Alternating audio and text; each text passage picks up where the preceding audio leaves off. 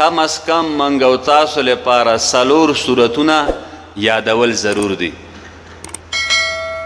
سورت اخلاص هم پکې وایا، خو 3 سورته ورسره نور یاد کا.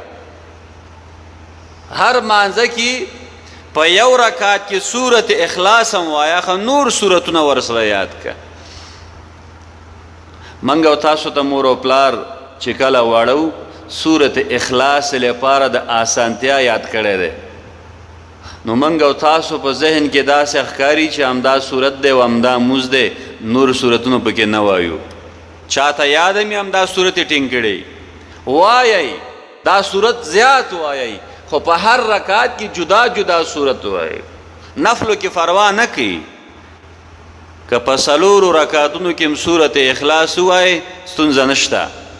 اما فرضو او په سنتو کې په هر رکعت کې تکرارول دا کراهیت او مکروه دی. نو چې چاته یاد نه نور سورتونه کوشش وکړي چې خپل هم یاد کړي، خپلو بیبیانو ته، لورګانو ته، ماشومانو ته ور یاد کړي.